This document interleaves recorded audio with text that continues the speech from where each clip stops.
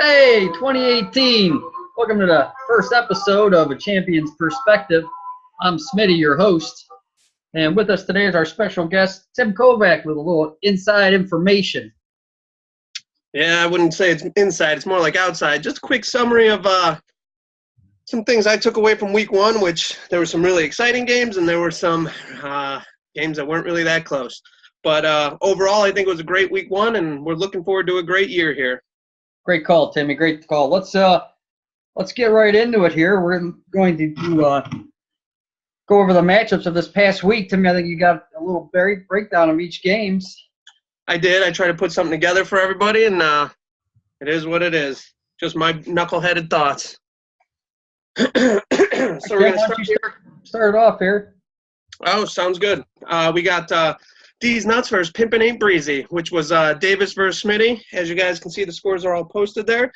It does look like Smitty came away with the victory. A couple things that I noticed was that Davis definitely got Baldwin. So, getting Baldwin's when you basically draft a guy pretty high and his knee blows out and he gives you a big fat goose egg. So, that's always tough to overcome. He did have some knee issues coming into the season, but, everybody expected him to play. The real kicker there, though, is that he also left Randall Cobb on the bench, and I believe Cobb got 25, 30 points, something like that, and my math's not so good, but it looks like that probably would have put him over for the W. Hopefully that don't catch him in the long run. I know it worked out for you, Smith. Even your team had some help, like the namesake of your team there, Pimpin' Ain't Breezy. If it wasn't for that guy, you would have been in deep trouble, I feel. I definitely rode his coattails. The first week's always the toughest. I like to see him leaving 30 points on the bench, but I'm pretty sure he'll be in the starting lineup versus whoever his next guy is next week. I would sure hope so. Next up was one from my homies and the Wrecking Crew. That's Meister versus Lammer. As you can see there, Meister won in handed fashion. I feel a little bit bad for Pete here. He put together a real good game. He would have beat more than half the league, but unfortunately he ran into the juggernaut that was Meister this week. Meister was close to being the high point getter. He actually took second to Puffer, who was out of this world. But the one thing that upsets me about this game is Connor was sitting on the waiver wire before the season started. We all had a chance to stop this. None of us took it.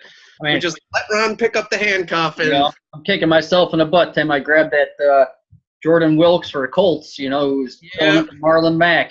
I looked at Connor and I said, you know what? He's going against that Browns defense, and that Browns defense looks pretty tough.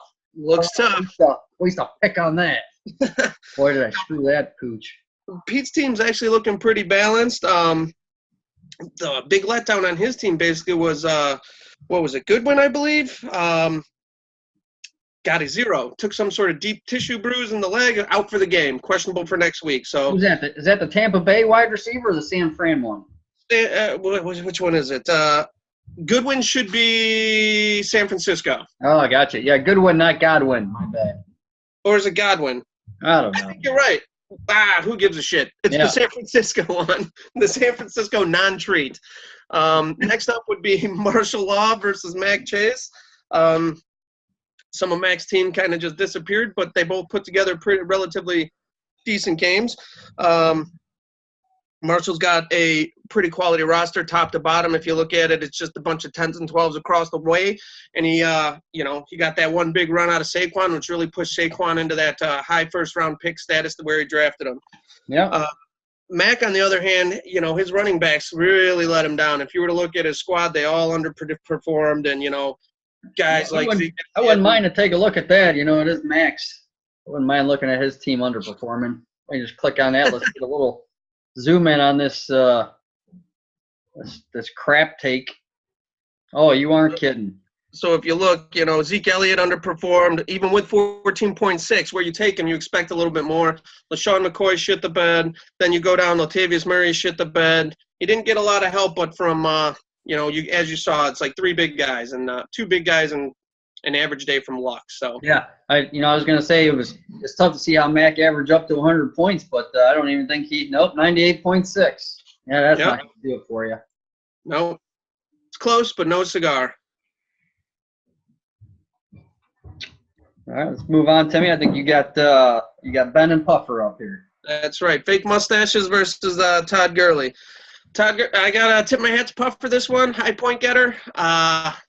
He had the Thai Freak Show going off, and Todd Gurley, and I believe he had Aaron Rodgers hobble his broken ass back out there for the second half to light shit up.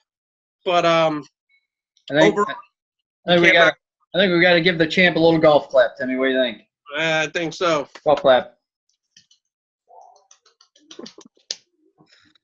Ben, he had a decent week, but, when you run into that buzzsaw that was Puffer's team, you really don't have much of a chance.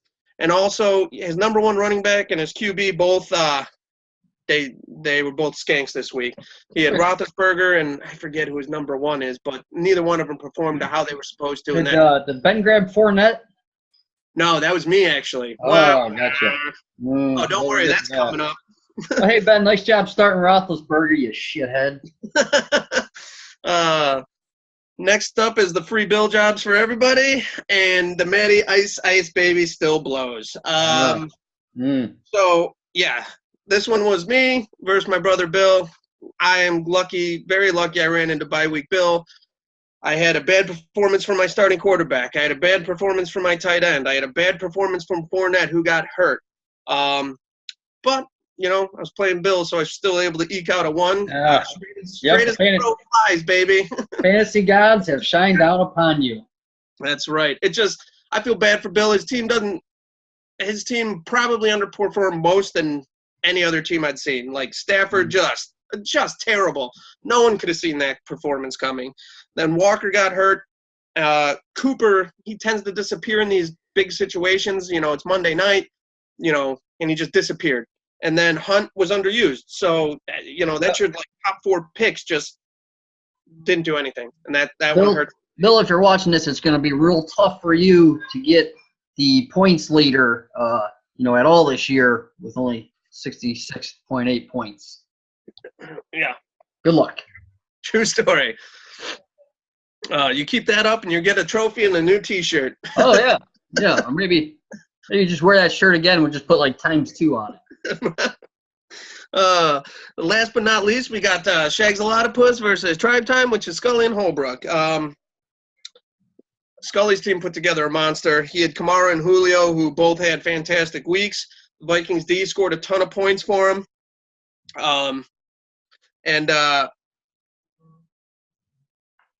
For Nick's team, anyways, the number one receiver he had and number one receiver and running back basically underpoured greatly for him. He doesn't have much bench help either, so he's got a lot of guys that are suspended or hurt and due back in a couple of weeks. So it'll be interesting what he does these next couple of weeks here to try to keep himself competitive throughout the season. So Holbrook drafted for the cross country meet, not for the sprint. Correct. Oh, good luck, Nick. I hope you shit the bed 4 more weeks.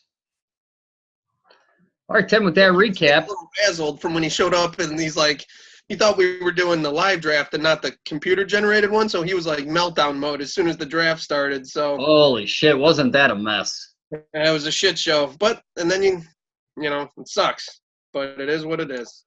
So what are we doing now, bud? Timmy, let's get into the standings. You just went over pretty much. It just went on. We don't have a lot going on here. You see, we're gonna get into your matchups here for the upcoming week. You got anything to hit on right here as we look at these division teams? At this point, it's pretty. You win, you're tied for first. You lose, you're tied for second. So it's real early. It's more about just grinding out the season at this point and hoping somebody can slow down the big three, because they were all in their own divisions and they all ran away with it. So Mahomes, Gurley, and Shags Alotopus all had killer weeks. And Scully's got the niece over his shoulder making key draft picks. I mean, she's a winner. We know that. She's out with the boys, I swear. I swear. Sure she is, Al. She's just in the other room. But so now up for week 2, basically. Some quick projections to see what's going on. So we got Pimpin' Ain't Breezy versus Gurley. It's going to be a tough road to hoe for Smitty there if Puffer puts up anything like he did before. You know, That's true. Smitty's. Tim, I'm not sure that you mentioned how much my team underperformed. I don't know. I did not. Yeah, I mean, They did. They did. I know you're looking for big performances out of, Odell Beckham. He did all right, but, he had a tough matchup last week. It should be a much easier road for him this week. And, you're looking for Breeze to ball out again. Yeah. Look at Gordon. Rodgers stay healthy. Yeah. He's still. Last I heard, they're not sure if he's going to play because he was playing on like one ligament barely attached. Right. And he put up 280 yards and 3 touchdowns in a half of football. Right. So he still is Gurley and Tyreek, so he'll be all right. But I mean, if you're a puffer, you go get Kaiser as a handcuff, correct? That's right. You handcuff with Kaiser because he looked amazing. That was funny. we were all kind of texting throughout that game, and it's like, who's this effing quarterback? He never played like this. Next play, he's like, wait for it, and then guy snaps the football right out of his hands. Oh my God! There it is. Where you going with that loaf of bread? Nowhere. But next up, we have the one for my homies versus Mac Chase.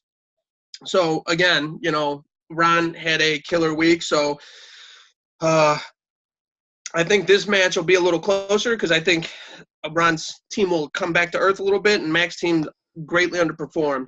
So, Mac's going to need better protection under those running backs. And Ron will need his running backs to continue to produce and overproduce the way they were. Those projected numbers, being you hate the projected numbers because you can never believe them, but right. There's about a 1.5 point difference there. Yep. Oh, first game, I actually give my nod to Puffer to take that one. I think he's going to win that one. Sorry, pal. But Timmy's picks of the weeks. Sponsored by Brentwood Landscaping. That's right. If you need your bush trimmed, you need your hole dug. Call up Brentwood Landscaping. Call Brentwood Landscaping. The owner's real hands-on with that hole digging. But as far as the one for my homies and the Mac Chase, I do believe Ron's going to take that game as well. Roger that. Next up is the Wrecking Crew versus Martial Law. Cole's really going to need Deshaun Watson to get back to the level that he drafted him at because he's sitting on Carson Wentz, who he's trying to pawn off on everybody, even though he's not even playing next week. Good luck moving that guy. And what Pete's going to need is better production from his wide receivers. His wide receivers really hurt his squad last week. But like we said, he had a great week. He could just use more of that production where they need to be, more of the projected. You hope that Gronk keeps carrying you. But, yeah. You can't guarantee it. I feel Pete's going to take this one. Nice. Yeah, it's just – that's how I see it. Next up is These Nuts versus Fake Mustaches. Oh, battle. First battle of the own ones, huh? That's right. Basically how I see this one is Ben will need definitely more out of Roethlisberger's if he starts him. So, it's a good matchup. Ben always plays better at home. He'll be at home. They've got I don't even know who they're playing, but they're going to sling the ball all over just like they did again. If they're going to throw it like that against the Browns in a damn monsoon, if the weather's nice, he should be looking for a good day. Davis is going to need Cobb to stay hot. Plug him into that lineup and hope he just keeps doing what he's doing. And if Cobb does, I think Davis will take that win. So I'm going to I think Davis is going to take that one. Next up is Tribe Time. Actually, I'm going to start with my game. Matty Ice Baby Still Blows versus Shagalotopus. This actually is the greatest disparity in projected points. But you want to know what? Projections are for pussies. I'm definitely going to beat Scully's ass this week. I do have some big roster decisions to make. Quarterback, running back one, tight end. They're all kind of up in the air for me. But Scully's got some matchup problems. So he's going to have some tough decisions to make. He might just ride it out and see how it goes. But I'm putting the W in my column here. And then last but definitely least is Tribe Time versus Bill Jobs for Everyone. Hey, someone's got to win, right? It's gonna be like so both teams are hoping their players get back to getting closer to their projections. At least one of them is going to have to win this game. It doesn't really matter who, so who cares? I'll take Nick. Nick for the win. So there's a chance What do we got here, Tim? There could be 3 teams that could be going 0-2. Yes. It's going to be tough. It's going to be Well, tough. that's weird how the schedule worked out that way. So are all the undefeateds playing each other too? Well, wait, let's find out here. No, there could be 0-2 here, 0-2 here. Mac lost. There could be 4. Yeah, there could be 4. Yep. So it's definitely going to be an interesting week, no matter how it works out. But, you know, it's going to be a great season. I look forward to beating everybody's ass and bringing that trophy home. Yeah. Because it'll look really good here. So. Yeah, right next to a diaper. That's right. I got a new good luck charm. Hey, she ended the Browns losing streak, so maybe she'll start a winning streak in fantasy football for me. Oh, I dig that. All right, we're going to wrap it up here with the first episode of Champions Perspective. Tim, I want to thank you for giving us your time, giving us your inside info, your analysis, and breaking down all these teams. I'd like to bring you in every Tuesday for Timmy's Tuesday Picks. We'll see how that goes down. Sounds like a plan. All right, Tim, you have yourself a good night. You too, bud.